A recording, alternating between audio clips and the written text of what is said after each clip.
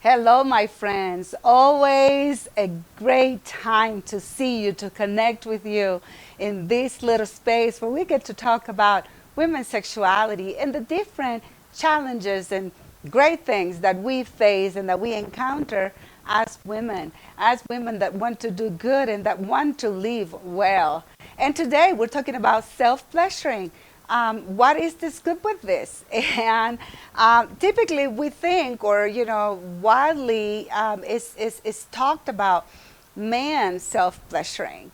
It is believed that it's almost a by default practice in males, but very little used to be said about women, obviously.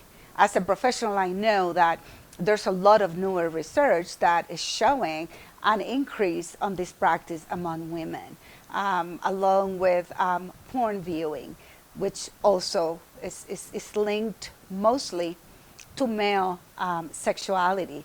Part of, yeah, the brain for females and males is wired differently, and there is those differences. But these days, with the way that technology has evolved, the fact that we get a smart device right on our hands, that we work with so much stimulus coming right on us, has kind of like reprogrammed, if you want to use that word, women's brains. And we see an increase on self-lecturing and the watching of porn. Also, part of what we see is that during times of crisis and difficulties worldwide, like pandemics and issues in the marriage and children and finances, people do tend to have an incline to an increase in self-pleasuring, where people are experiencing pain, people may be experiencing loneliness, and they're going to do whatever is economical, practical, simple to bring about some relief, some feeling better, some to get rid of some tension. And even though we've seen also that women do tend to go to wine or to shopping and some of these different things, the activity with the social media and with that exposure has actually brought a majority of women to self-pleasuring. So let's talk about it. Let's talk about masturbation, how it's also known, self-gratification, self-sexual gratification. What about it? What are some of the things that first bring us there? As I was saying, stress, loneliness, lack of understanding in a relationship that is not working are some of the things that take us to want to bring something that is good or that feels good. There are a lot of ways in which we can feel good, but we tend to go to those that we can do in hiding, that we can do in privacy, because somehow there is more freedom for us to indulge in that. What are some of the issues that we face with this? As a sex therapist, I can say one of the biggest challenges that we see is that women learn to know themselves so well. They learn to know at what pressure, at what speed, which places to go to, how often they want to, how long they want to last enjoying the moment, that it is a very difficult for when they have a partner or when they are with their spouses, for them to find the same level of pressure. And some people say, oh, that's not true. That is not the case. Well, it is the case. It takes way more to find that point of taking a woman to a good place of pleasure with the way that was intended. So that is one of the things that we find most often. But what are some of the other problems that we encounter? One of them is the fact that we believe sexuality was created within the context of a couple, within the context of marriage. By the time that God gifted the first couple with this blessing of lovemaking, they were together. He didn't do this just for Adam on his own, or then spoke to Eve by herself. This was something you know what, get away from people, disconnect a little bit from the parents, and like learn to pleasure each other. Figure out how you're going to populate the earth. I mean, a lot of work went into that. So God was very intentional in that couples need to learn and master this skill.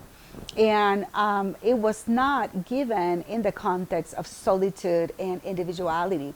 It is done as a challenge for us to grow in becoming one with someone. So there are parts of this that are part of the training of life that we should be doing with our spouses. For example, learning to become one. On that process, you miss out completely when there's self-gratification going on, because you don't need to learn to listen to anybody. You don't need to learn the rhythms of anybody. You don't need to work out being humble and being kind and talking through solving some conflicts, because there's nobody else involved. So as a human, you're not evolving, you're not growing, you're not maturing areas where God intended for you to grow. See, sexuality is not just meant to give you physical pleasure.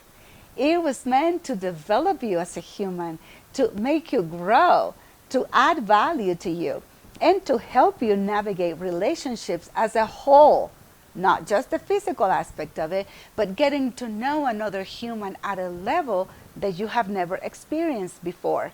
And that requires another element that, particularly with women, we find very challenging, which is becoming vulnerable. Because women have not had a sexual voice for a long time. Some of you were actually silenced, not just that you didn't have a voice. You were told you don't have a voice. You're not allowed to express anything in the area of sexuality.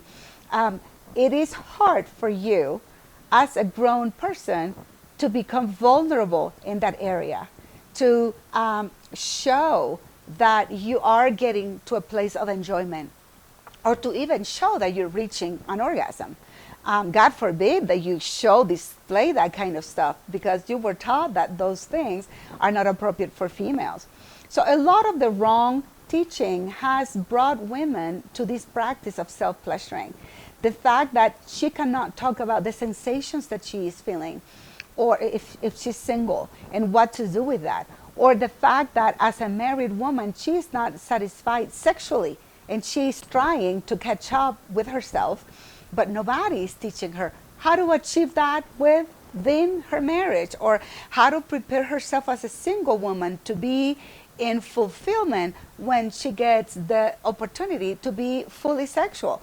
Those things are not being taught, and because we're keeping them hush-hush, because it's a secret, because we don't want to acknowledge that we have those needs, then we burst out with an energy that we don't know how to manage. We lose control of our boundaries and what we want and what we don't want, and we end up self-pleasuring because of many times ignorance. So we want to make sure that you know the factors that you need to work on, so that you're not a prey, so that you're not a slave of self-pleasuring. Loneliness, discomfort, situations that are not bringing enough pleasure into your life. So living in community, finding the right kind of intimacy, emotionally, spiritually, finding the right kind of community, being able to express yourself, to learn to speak, to use beautiful, good, clear words that let the other people know what's going inside of you, what the things that you need are, will be a great asset in helping you with the struggle of self-pleasuring. Now, we find that sometimes it's way more complicated than a simple podcast. So if you need individual work, I challenge you to reach out and let's schedule a clinic one-on-one where we can work exactly with where you come from, with the things that have damaged you and the things that you need to overcome, so that you can be victorious and live a life that is free of things and practices that you do not wish to engage in. And where do you find information and a lot of free articles, videos on our website, ccicounseling.com. Again, ccicounseling.com. I would love to work with you. And if not, I'll see you on the next episode.